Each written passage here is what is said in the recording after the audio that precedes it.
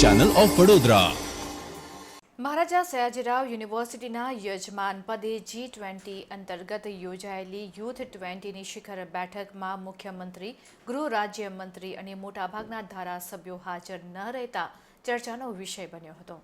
Maharaja Sayajirao university વડોદરામાં આજથી શરૂ થનાર 2 દિવસીય G20 ઇન્ડિયા સમિટમાં 62 દેશોના 600થી વધુ પ્રતિનિધિઓ ભાગ લેશે તેવું અનુમાન છે। ત્યારે જળવાયુ પરિવર્તન અને પર્યાવરણીય સંરક્ષણની થીમ પર ધ્યાન કેન્દ્રિત કરતી આ આંતરરાષ્ટ્રીય કોન્ફરન્સનું ઉદ્ઘાટન ગુજરાતના મુખ્યમંત્રી ભૂપેન્દ્ર પટેલના હસ્તે કરવાનું આયોજન હતું। છેલ્લી ઘડીએ મુખ્યમંત્રીએ આ કાર્યક્રમ રદ કર્યો છે। કાર્યક્રમની શરૂઆત ટાણે વીસી મીડિયા સાથે વાત કરી હતી। આ અંગે કાર્યક્રમની શરૂઆત પહેલા યુનિવર્સિટીના વીસી દ્વારા મીડિયા સાથે વાત કરવામાં આવી હતી, જેમાં વીસીએ જણાવ્યું હતું કે બજેટ સત્ર ચાલતું હોવાને કારણે મુખ્યમંત્રીનો કાર્યક્રમ રદ કરવામાં આવ્યો છે। તમામે શુભેચ્છા સંદેશ મોકલ્યા છે। બજેટ સત્ર ચાલતું હોવાને કારણે મુખ્યમંત્રી, ગૃહમંત્રી અને શિક્ષણ મંત્રી આવ્યા નથી। આ બાદ પત્રકારે સવાલ પૂછ્યો કે યુનિવર્સિટીમાં કોન્વોકેશન નથી થઈ રહ્યું, સિન્ડિકેટ મેમ્બર વોકઆઉટ કરી રહ્યા છે।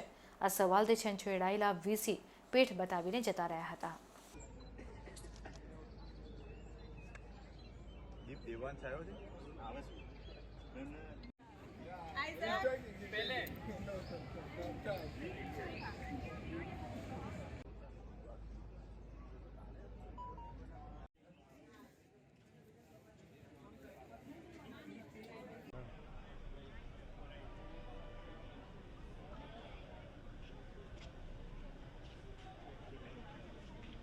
Thank you.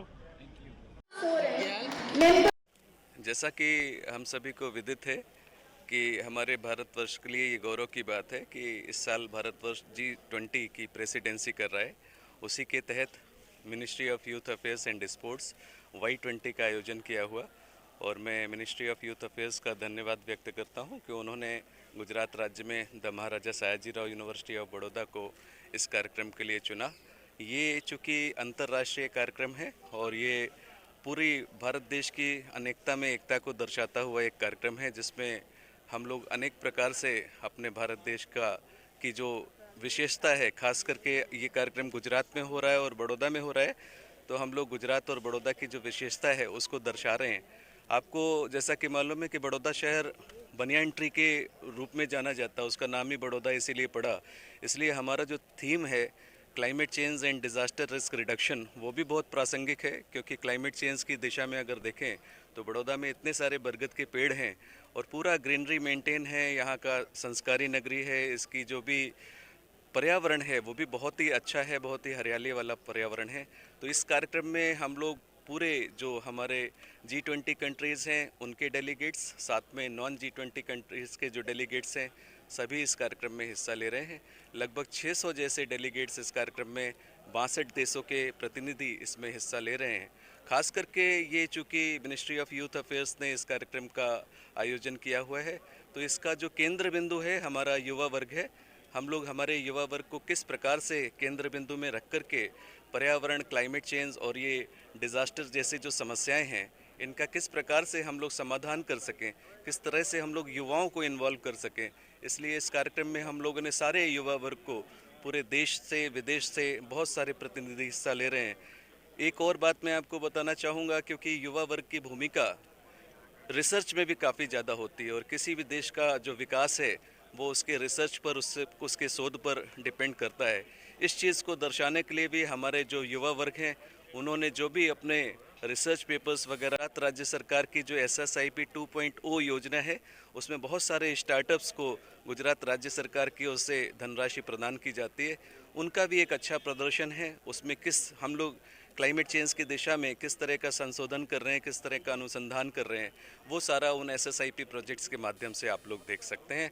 आप सभी से मेरा निवेदन है कि हमारे इस कार्यक्रम की लाइव लिंक भी है, उसको आप सभी के साथ हमारे रजिस्ट्रार साहब के माध्यम से हम लोग आपको साझा कर रहे हैं। इस कार्यक्रम का लाइव टेलीकास्ट आप लोग दिखाएं, जिससे गुजरात राज्य के सभी नागरिक, साथ में भारतवर्ष के नागरिक इस कार्यक्रम का लाभ ले सकें। धन्यवाद। ज़मीनी स्तर पे जलवायु परिवर्तन के महत्वपूर्ण विषय को लेके इतना काम किया है। एक स्टूडेंट है स्नेहा शाही, जिन्होंने यहाँ के झीलों नदियों को साफ करने का काम किया है, वो भी आज मंच पे रहेंगी। और ऐसे अनेक विद्यार्थी हैं जिन्हें इन विषयों का इंटरनेशनल डेलीगेट से बात करने का अवसर मिलेगा। इन विचारों के आदान प्रदान से गुजरात के राज्य में जो जलवायु परिवर्तन पे काम हुआ है उसको राष्ट्रीय मंच पे और अंतर्राष्ट्रीय मंच पे भी बताया जाएगा। धन्यवाद। My name is Regan Neji Sapon. I'm from Ghana. Well, coming to India, I would say it's a nice move because there are some things in Africa which I find common here. When we talk about some of the plants, yes, some are similar. And then the culture, how they marry here, yes, the occasions, the ceremonies, it happens in Africa. And there are some foods which I also find common here. So it's like I'm in Africa, yes. And Indian culture is like all world is our family. Vasudhaiva Kutumbakam. What are you? Yes, what I have realized is that the Indian people, their relations with people is very good. Yes, and whenever you need help, if you go to the market, you want to buy something, and some people are not familiar, you get an Indian to come to your aid, explain things to the seller, and you are able to buy. Are you happy in India? Oh, well, I would say I'm happy. They are nice people, yes. And they should continue to do it more. What's your good name? I'm Regan Sapon from Ghana. Ghana. Yes. I can say Indian culture is very unique. Where I come from, like we can really see that it's really different, and I like it. It's good to know there's a culture, there's like a lot of process for everything, and I'm really happy to be here. You stay in Gujarat? Yes, I'm staying here. And when are you from? I'm from Madagascar. Okay. Thank you. What's good name? Lena. Lena. Yes.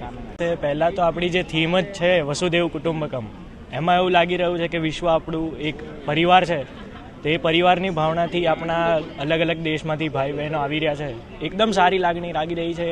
આપણું ભારત દેશનું નામ ઊંચું થઈ રહ્યું છે. જ્યારે કોઈ બી વિદેશી નાગરિક આપણા દેશમાં આવે છે એ પોતે સારું ફીલ કરે છે, તેનો મતલબ છે કે એ એના દેશમાં જઈને પણ આપણી સારી વાત કરશે. તો એવું લાગી રહ્યું છે કે આપણા દેશની જે પ્રગતિ છે એ સારા પંથે થઈ રહી છે. કલ્ચરલ એક્ટિવિટીની વાત કરો તો કેવી રીતે આપણું આદાન પ્રદાન થયું છે? એટલે કલ્ચરલ કોઈક વાતચીત થઈ હોય તો? હા, એકચ્યુઅલી હમણાં એક ઇંગ્લિશ હતા, મને ખબર નથી એ કયા દેશના હતા, પણ એમને ખબર નહીં પડી રહી હતી કે અહીંયા કેવી રીતે છે.